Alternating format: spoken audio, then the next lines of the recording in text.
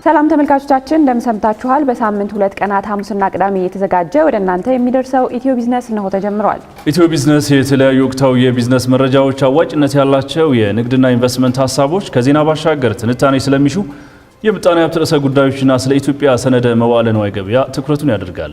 ዛሬም እንደተለመደው በአጫጭርና በዝርዝር የምንመለከታቸውን መረጃዎች ይዘን መተናል። ቃል ኪዳን ታደሰና ጥላሁን አያሌው አብረናችሁን እንቆያለን። ተመልካቾቻችን ቀዳሚ ወዳደረግነው መረጃ እንለፍ። የህግና ፖሊሲ ማሻሻያ እርምጃዎች ለውጭ ቀጥተኛ ኢንቨስትመንት ምቹ ሁኔታ መፍጠራቸውን ፕሬዝዳንት ታዬ አጽቀሥላሴ ገለጹ።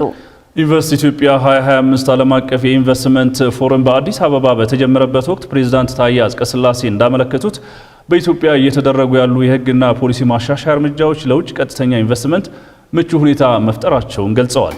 የተወሰዱ የኢኮኖሚ ማሻሻያ እርምጃዎች ቀጣይነት ያለው የኢኮኖሚ እድገት ለማስመዝገብ የውጭ ቀጥተኛ ኢንቨስትመንትን ለመሳብና የኢኮኖሚ መዋቅራዊ ሽግግርን ለማሳካት እንደሚያግዙም አመልክተዋል። ለውጭ ባለሀብቶች ዝግ ሆነው የቆዩ ዘርፎችን የመክፈት ሀገራዊ ሪፎርም የህግና የፖሊሲ ማሻሻያዎችና በተለያዩ ዘርፎች ኢንቨስትመንትን በመሳብ ረገድ ተጨባጭ ውጤት እያስመዘገቡ ስለመሆኑ ተናግረዋል።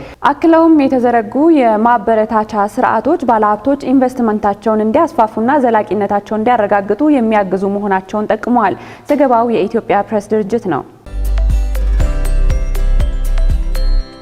ቀጥለናል ተመልካቾቻችን። ኢትዮጵያ ከቡና የወጪ ንግድ በታሪክ ከፍተኛ የተባለውን ገቢ አገኘች።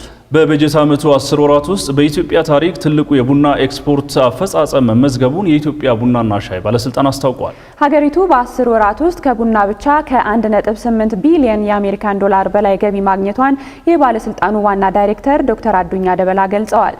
ገቢው የተገኘው በበጀት ዓመቱ 10 ወራት ውስጥ 354302 ቶን ቡና ወደ ተለያዩ ቡና ገዥ ሀገራት በመላክ ነው። ይህም ከባለፈው በጀት ዓመት ተመሳሳይ ወቅት ጋር ሲነጻጸር በመጠን የ114316 ቶን በገቢ ደግሞ የ869 ሚሊዮን የአሜሪካን ዶላር ብልጫ ያለው ነው ተብሏል። ከኢትዮጵያ ቡናና ሻይ ባለስልጣን ያገኘነው መረጃ እንደሚያሳየው በ10 ወራት የኢትዮጵያ ቡና ቀዳሚ መዳረሻ ሀገራትም በቅደም ተከተል ጀርመን፣ ሳውዲ አረቢያና አሜሪካ ናቸው። ተመልካቾች ከውጭ ወደ መረጥነው መረጃችን እናምራለን። አሜሪካና ቻይና አንዳቸው በሌላኛቸው ምርቶች ላይ የጣሉትን ታሪፍ ለ90 ቀናት ለመቀነስ ከስምምነት ላይ ደርሰዋል። ሁለቱ ሀያላን ሀገራት እዚህ ስምምነት ላይ መድረሳቸው የተገለጸው በሳምንቱ መጨረሻ በስዊዘርላንድ በዝግ ንግግር ሲያደርጉ ከቆዩ በኋላ ነው ተብሏል። ይህ ንግግር ዶናልድ ትራምፕ ወደ አሜሪካ በሚገቡ ምርቶች ላይ ከፍተኛ ታሪፍ ከጣሉ በኋላ ለመጀመሪያ ጊዜ የተደረገ ውይይት ነው። ፕሬዝዳንት ዶናልድ ትራምፕ ከቻይና በሚገቡ ምርቶች ላይ 145 በመቶ ታሪፍ ሲጥሉ ቤጂንግ በምላሹ ከአሜሪካ በሚገቡ ምርቶች ላይ 125 በመቶ ታሪፍ መጣሏ የሚታወስ ነው።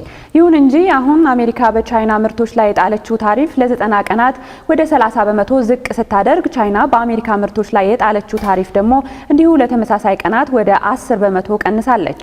የአሜሪካ ግምጃ ቤት ዋና ጸሐፊ ስኮት ቤሴት ውይይቱን ገንቢና ውጤታማ ሲሉ የገለጹት ሲሆን የቻይናው ምክትል ጠቅላይ ሚኒስትር ሂ ሊፌንግ በበኩላቸው ንግግሮቹ በጥልቅና በመግባባት ላይ የተካሄዱ መሆናቸውን ተናግረዋል። አሜሪካና ቻይና የገቡበት የንግድ ጦርነት በፋይናንስ ገበያውና በዓለም ላይ ግሽበትን ያስከትላል የሚል ፍርሃት ቀስቅሶም ነበር።